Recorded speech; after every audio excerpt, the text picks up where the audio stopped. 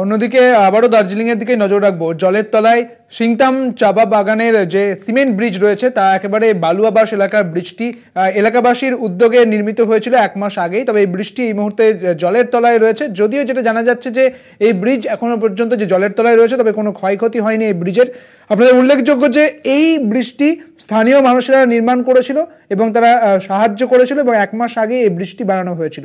এবং এখন যে পরিস্থিতি চলছে উত্তরবঙ্গে এবং দার্জিলিংয়ের যে ধস নামছে এবং জলস্ফীতি বেড়েছে বিভিন্ন নদ নদীর, তার ফলে এই বৃষ্টিও কিন্তু জলের তলায়। এই মুহূর্তে সেই ছবি আপনারা দেখতে পাচ্ছেন। ব্রিজের ওপর দিয়ে জল বইছে এবং ব্রিজের কোনো ক্ষতি হয়নি এখনো পর্যন্ত যে খবর উঠে আসছে। জলের তলায় সিংতাম এই ব্রিজ বালুয়াবাস এলাকার এই ব্রিজটি এলাকাবাসীর উদ্যোগে নির্মিত হয়। 1 মাস আগে ব্রিজটি উদ্বোধন হয়েছিল।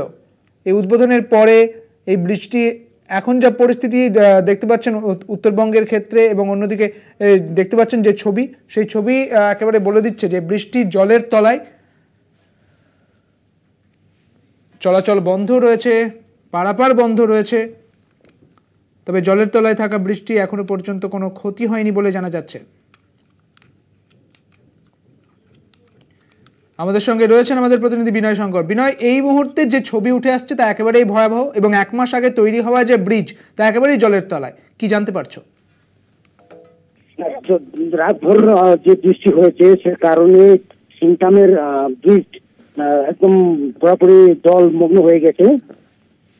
1 মাস আগেই হামরো পার্টির প্রেসিডেন্ট অজয় এডওয়ার্ড উদ্বোধন করেছে সেই ব্রিজটা, কিন্তু সেই ব্রিজ থেকে বিজনবাড়ি যাওয়ার রাস্তা খালি 2 কিলোমিটার স্থানীয় বাসিন্দার জন্য। কিন্তু এই ব্রিজ যে জলমগ্ন হওয়ার পরে ওখানকার বাসিন্দারা ওখানে ব্রিজ ক্রস করে বাজার ঘাটগুলো করতে যেতে পারছে না। ওরা সবাই 8-10 কিলোমিটার দার্জিলিং টাউনে আসতে হচ্ছে।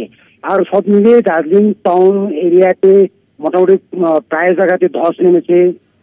আর একটা পুলুংলিং বলে একটা দার্জিলিং থেকে 20 কিলোমিটার দূর সুকিয়া পুকুরে ওখান থেকে একটু নিচে পুলুংলিং বলে একটা জায়গাতে ধস নেমে একজন বয়স্ক 70 বছর মানুষ মারাও গেছে। বেশ, অনেক ধন্যবাদ বিনয় তোমাকে। আমাদের সঙ্গে ছিলেন আমাদের প্রতিনিধি বিনয় শঙ্কর।